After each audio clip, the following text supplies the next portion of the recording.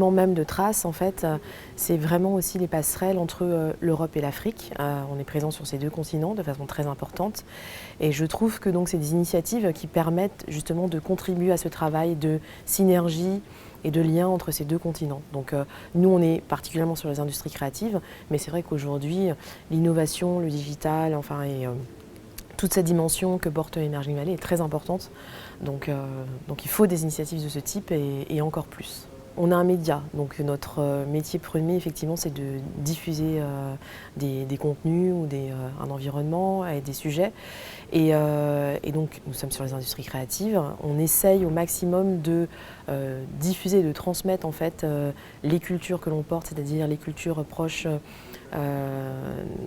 des musiques afro-urbaines caribéennes.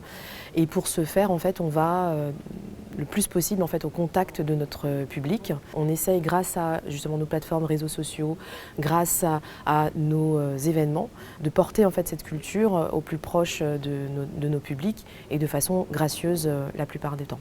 On a d'autres opérations qu'on met en œuvre actuellement. Et là, c'est plutôt pour construire avec ce public en fait, l'écosystème des industries créatives. Et par exemple, là, aujourd'hui, on travaille sur un projet qui s'appelle Traces Talent Marseille, qui permet à des jeunes qu'on a identifiés, qui sont passionnés de musique, mais qui n'ont pas forcément toutes les clés et qui ne connaissent pas justement ce que représente cet écosystème des industries créatives. On essaye de leur permettre une mise en contact, des mises en réseau, de leur permettre aussi d'avoir ce qu'on appelle nous des ambassadeurs métiers pour leur apprendre, leur transmettre des compétences, des informations, des conseils utiles pour qu'ils puissent par la suite se développer eux-mêmes dans ces industries créatives.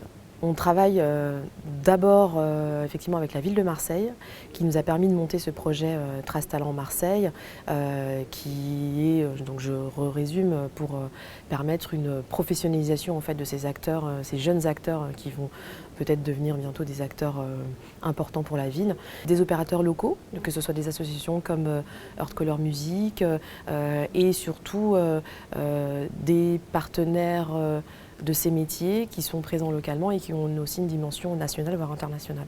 On s'est posé la question en fait, effectivement de s'installer à Marseille, tout simplement parce que la population de Marseille est une population qui est vraiment diverse et multiculturelle et qui correspond effectivement aussi à notre public.